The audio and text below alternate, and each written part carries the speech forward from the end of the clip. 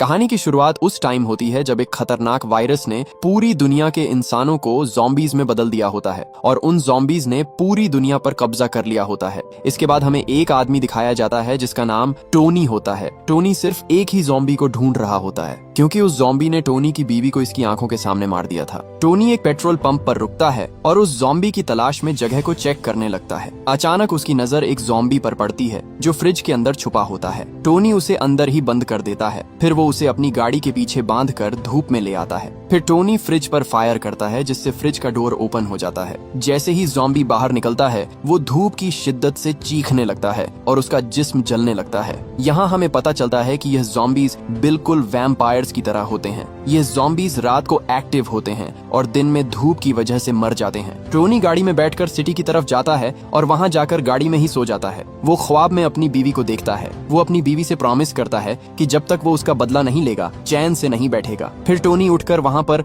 Zombies को ढूंढने लगता है। पूरा शहर सुनसान और वीरान पड़ा होता है। कुछ देर बाद उसे एक बिल्डिंग नजर आती है जहाँ वो सप्लाईज और राशन ढूंढने के लिए अंदर जाता है। वो बहुत एहतियात से आगे बढ़ रहा होता है कि कहीं कोई ज़ॉम्बीज अचानक उस पर अटैक न कर दे। तभी एक ज़ॉम्बी उसके सामने आ जाता है। टोनी उस पर फायर करता है मगर वो ज़ॉम्बी पहले ही मरा हुआ होता है। लेकिन गोली की आवाज दूसरे ज़ॉम्बीज सुन लेते हैं और हर तरफ से ज़ॉम्बीज निकलकर टोनी पर अटैक कर देते हैं। लेकिन टोनी जैसे तैसे करके उन सबको खत्म कर देता है। असल में वहाँ पर ज़ॉम्बीज की तादाद ज्यादा नहीं होती। धूप होने की वजह से वो जगह फिलहाल सेफ होती है। वो उसी बिल्डिंग की छत पर बैठकर आराम करने लगता है। इसी दौरान टोनी को पास से गाड़ी की आवाज सुनाई देती है। वो देखने जाता है कि क्या हो रहा है। सामने एक पागल सी औरत रोड के बीच बैठी होती है और उसके हाथ में एक बच्चा होता है। उसके पास एक गाड़ी रुक जाती है जिसमें 4 लोग होते हैं। उनमें से एक आदमी उस औरत की मदद के लिए उसके पास जाने लगता है, लेकिन अचानक कोई उसे सर में गोली मार देता है। असल में यह एक गैंग का जाल होता है। गैंग और उन लोगों के दरमियान जबरदस्त फायरिंग शुरू हो जाती है। टोनी सब कुछ देख रहा होता है और वो भी वेपन्स उठाकर उनकी तरफ जाने लगता है।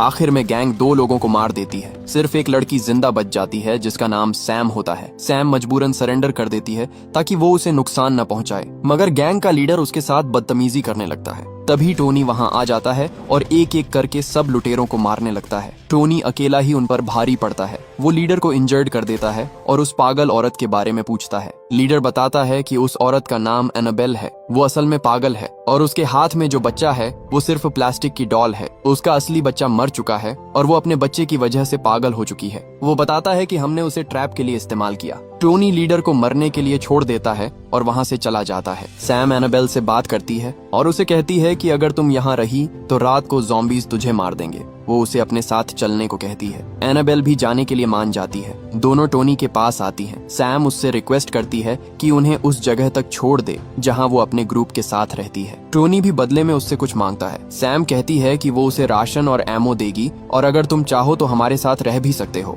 यह सुनकर टोनी भी मान जाता है और तीनों उस जगह की तरफ जाने लगते हैं। रास्ते में सैम बताती है कि वो लोग शहर के बीच एक जेल में रहते हैं। टोनी समझ जाता है कि जगह दूर है और अगर रात हो गई तो वहां पहुंचना मुश्किल हो जाएगा क्योंकि रात में ज़ॉम्बीज हर जगह फैल जाते हैं। जब वो शहर पहुंचते हैं तब अंधेरा हो चुका होता है और ज़ॉम्बीज हर तरफ से निकलने लगते हैं। सैम अपने ग्रुप के एक मेंबर ईथन से कांटेक्ट करती है जो सीसीटीवी स्क्रीन्स पर नजर रखता है। वो उसे कहती है कि फौरन गेट ओपन करो वरना ज़ॉम्बीज हमें मार देंगे। ईथन फौरन सबको अलर्ट करता है और ग्रुप के लीडर फ्रैंक को बताता है जो उसका बाप भी होता है। सब लोग अपने वेपन्स लेकर गेट पर तैयार हो जाते हैं। जैसे ही टोनी गेट के पास पहुंचता है वो सैम और एनाबेल को नीचे उतरने को कहता है और खुद उन्हें कवर देने के लिए फायरिंग शुरू कर देता है। लेकिन बहुत ज्यादा ज़ॉम्बीज उसकी तरफ आ रहे होते हैं। उसी टाइम सैम की टीम भी उनके पास पहुंच जाती है और टोनी के साथ मिलकर ज़ॉम्बीज को मारने लगती है। लेकिन ज़ॉम्बीज की तादाद कम होने के बजाय बढ़ रही होती है। जब सिचुएशन काबू से बाहर होने लगती है तो सब मजबूरन जेल के अंदर चले जाते हैं और दरवाजा बंद करने लगते हैं। लेकिन दरवाजा बंद होने से पहले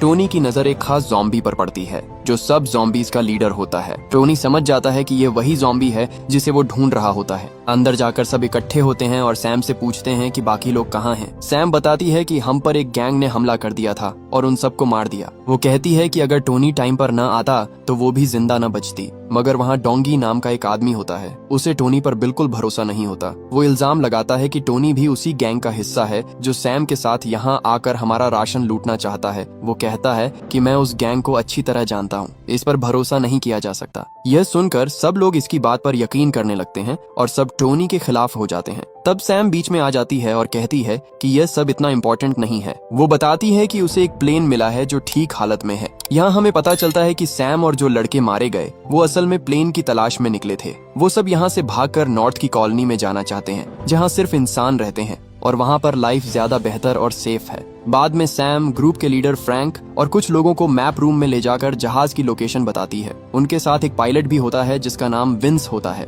वो डिसाइड करते हैं कि सुबह रोशनी होते ही वो गाड़ियों में निकलकर जहाज तक पहुंच जाएंगे। सोने से पहले फ्रैंक टोनी से कहता है कि मुझे तुम पर ट्रस्ट नहीं है और वो कहता है कि या तो अपने वेपन्स दे दो या फिर कहीं और जाकर सो जाओ। टोनी को यह बात बहुत बुरी लगती है और वो वेपन्स देने से इनकार कर देता है। सैम बीच में आकर टोनी को समझाती है कि सिर्फ एक रात की बात है, कल उसे वेपन्स वापस मिल जाएंगे। टोनी भी किसी तरह सैम की बात मान लेता है और अपना वेपन्स दे देता है। ईथन उसे सेल तक छोड़ने जाता है जहां वो रात गुजारेगा। ईथन टोनी से कहता है कि उसका बाप असल में बुरा नहीं, बस वो ज़ॉम्बीज की वजह से डरा हुआ है। फिर वो बताता है कि इसका दूसरा भाई भी ज़ॉम्बी बन गया था और तब से उसके बाप की हालत ठीक नहीं रही। टोनी कहता है कि उसे कोई मसला नहीं। फिर वो ईथन से पूछता है कि उसने बाहर एक बहुत ताकतवर ज़ॉम्बी देखा था जिसके गिर्द सब ज़ॉम्बीज जमा थे और उसकी बात मानते थे। ईथन हैरान होकर कहता है कि तुमने अल्फा ज़ॉम्बी को देखा है। वो उसे बताता है कि वो बहुत जहीन और खतरनाक है, मैंने इस जैसा ज़ॉम्बी कभी नहीं देखा। टोनी कहता है कि वो इसे पहले भी देख चुका है। ईथन को समझ नहीं आता कि इतना बड़ा ज़ॉम्बी कैसे बाकी ज़ॉम्बीज को कंट्रोल करता है और उनसे अपनी बात मनवाता है। वो टोनी से पूछता है कि इसने अल्फा को कहाँ देखा, लेकिन टोनी इसकी बात टाल देता है। टोनी सेल के अंदर जाकर सो जाता है और हमेशा की तरह उसे अपनी बीवी का ड्रीम आता है,